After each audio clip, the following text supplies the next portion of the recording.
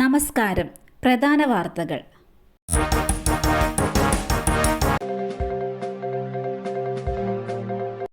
തിരുപ്പതി ലഡുവിലെ മൃഗക്കൊഴുപ്പ് അന്വേഷണത്തിന് 9-അംഗ പ്രത്യേക സമിതി.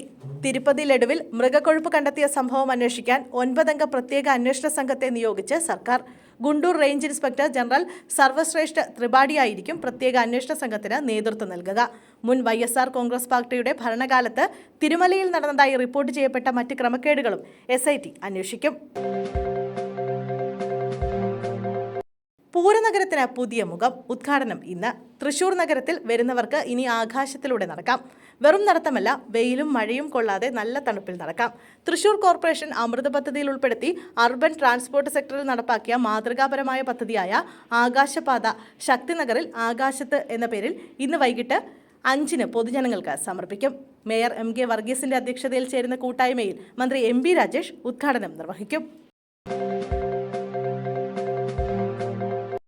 ഒരാൾക്ക് കൂടി എംബോക്സ്. കേരളത്തിൽ ഒരാൾക്ക് കൂടി എംബോക്സ് സ്ഥിരീകരിച്ചതായി റിപ്പോർട്ട്. എറണാകുളം സ്വദേശിയായ യുവാവിനാണ് രോഗം സ്ഥിരീകരിച്ചിരിക്കുന്നത്. അടുത്തിടെയാണ് യുവാവ് വിദേശത്തു നിന്നും നാട്ടിലെത്തിയത്. യുവാവ് ചികിത്സയിലാണ്.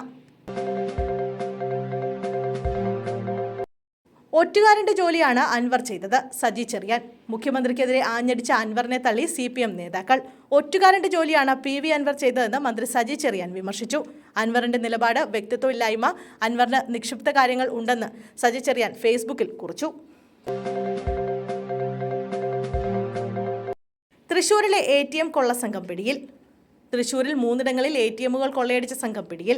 മോഷ്ടിച്ച പണവുമായി കണ്ടെയ്നറിലാണ് കവർച്ചാ സംഘം യാത്ര ചെയ്തിരുന്നതെന്നാണ് പോലീസ് പറയുന്നത്.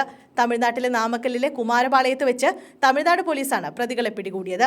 ഹരിയാന സ്വദേശികളാണ് പ്രതികൾ. നേരത്തെ കണ്ണൂർ ഉൾപ്പെടെയുള്ള സ്ഥലങ്ങളിൽ കൊള്ള നടത്തിയ അതേ സംഘമാണ് ഇതെന്ന് പോലീസ് പറയുന്നു.